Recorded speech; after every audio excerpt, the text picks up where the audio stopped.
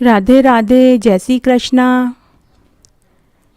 मांगलिक कन्याएं कौन सी होती हैं, मांगलिक योग कौन से होते हैं और विष योग कौन से होते हैं, वैधव्य योग कौन से होते हैं, विष योग के क्या समाधान हैं और कुंडली में कौन से योग होते हैं जो मांगलिक नहीं होते, वो आप स्वयं भी देख सकते हैं। कुंडली में वर और कन्या के मंगल योग क्या होते हैं वो मैं आज आपको बताने जा रही हूँ। कौन होती हैं मांगलिक कन्याएं?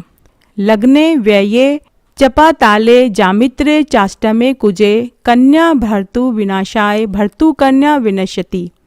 अर्थात जिस जातक की जन्म कुंडली के प्रथम भाव यानी लग्न में, चतुर्थ भवन में, सातवें भवन में, आठवें भवन या 12वें भवन में से किसी एक भवन में मंगल ग्रह बैठा है तो वह कुंडली मांगलिक कहलाती है।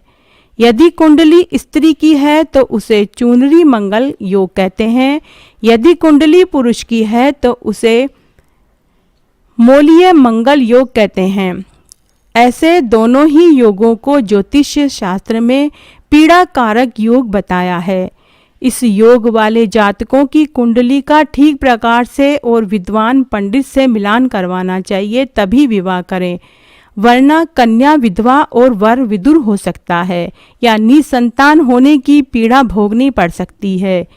यदि आपकी बेटी मांगलिक है और आप चाहते हैं कि आपकी बेटी भाग्यवान बनकर रहे तो विवाह से पहले घट विवाह अवश्य कराएं। कुंडली मिलान में मंगल ग्रह का निवारण अवश्य करें। कुंडली में कुछ योग ऐसे होते हैं जो मांगलिक नहीं होते, वह आप स्वयं भी देख सकते हैं। यदि कुंडली में मेष राशि का मंगल लग्न में हो या वृश्चिक का चतुर्थ स्थान पर या मकर राशि का 7वें स्थान पर या कर्क राशि का 8वें स्थान पर या धनु राशि का 12वें स्थान पर हो तो वह मांगलिक दोष नहीं माना जाता है। यदि कुंडली में उच्चस्थ गुरु शुक्र के साथ लग्न में या 7वें स्थान में हो या मंगल का नीचस्थ शत्रुग्रही या अस्तगस्त होने पर भी मंगल दोष नहीं माना गया है। यदि कुंडली के दूसरे स्थान पर चंद्रमा और शुक्र बैठे हों और मंगल पर गुरु की दृष्टि हो तथा केंद्र में राहु या राहु के साथ मंगल बैठा हो तब भी यह मांगलिक दोष नहीं माना जाता। यदि कुंडली के केंद्र त्रिकोण में शुभ ग्रह और तीसरे, छठे व 11वें स्थान पर सप्तमेश स्वग्रही हो तब भी मांगलिक दोष नहीं माना गया है। यदि कुंडली में राशि की मित्रता, गण की समानता और गुणों की बहुलता भी मंगल के दोष को नष्ट करती है। वैधव्य योग अथवा विष योग। यदि जातक की कुंडली में वैधव्य योग अथवा विष योग हो तो ऐसे दोष का निवारण कुंभ विवाह या घट विवाह के माध्यम से किया जाता है।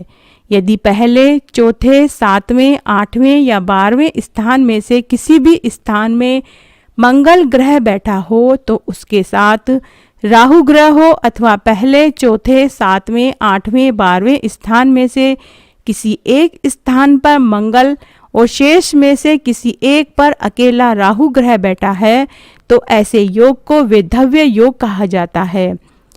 यदि ज्योतिषीय प्रावधानों के अनुसार विवाह से पूर्व ऐसे योग का उचित समाधान नहीं कराया गया तो ऐसी कन्या का विधवा होना सुनिश्चित माना गया है। इसीलिए राहु ग्रह को प्रबल बनाकर मंगल ग्रह का परिहार करने की गलती कदापि नहीं करनी चाहिए, वरना कन्या के विधवा होने का दंश परिवार को जीवन भर पीड़ा देता है। सूर्य भौमा किरवारेषु तिथि भद्रा शता भीथम आश्लेषा कृतिका नागे तत्र ज्ञाता विषांगना।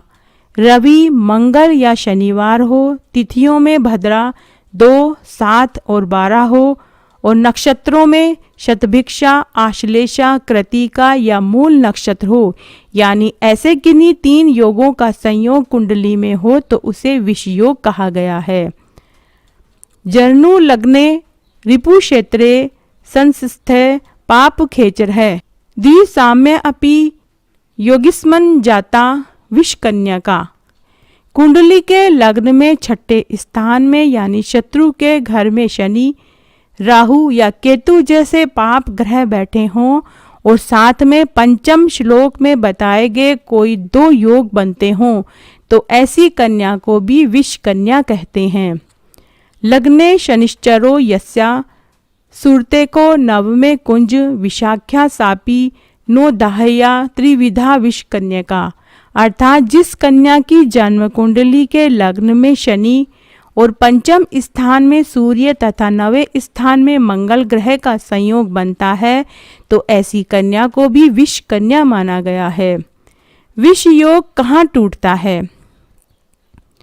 कन्या की कुंडली में विष योग होने के बावजूद यदि कुंडली में 7वें स्थान पर शुक्र ग्रह अकेला अन्य शुभ या पाप ग्रह के साथ बैठा हो तो ऐसी कुंडली को विष योग कुंडली नहीं कहा जा सकता। ऐसी कन्या विष कन्या नहीं कहलाएगी। विष कन्या योग के समाधान।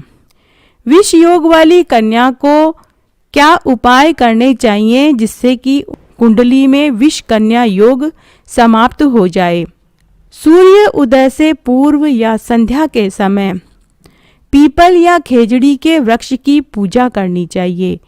वहां अलसी के तेल का दीपक जलाएं और अपनी आयु की गिनती के अनुसार वृक्ष पर कच्चे सूत का धागा लपेटें एवं उतनी ही परिक्रमा लगावें। ऐसी कन्याओं को जन्मवार या मंगलवार को अपनी आयु के बराबर गिनकर किशमिश लेवें, उनकी माला बनावें और शेर पर सवार माता दुर्गा की प्रतिमा को पहनाएं। मंगलवार को आयु प्रमाण के अनुसार लौंग की माला बनाएं और उसे जल में तिरा दें। मंगलवार को काले बैल को गुड़ खिलाएं और आयु के बराबर बैल की परिक्रमा करें, लेकिन अपनी सुरक्षा का भी ध्यान रखें। ये जो सभी समाधान मैंने बताए हैं यह वर्तमान कष्टों से मुक्ति दिलाती है। इसका कोई स्थायी समाधान तो विवाह पूर्व घट विवाह करने से ही होता है।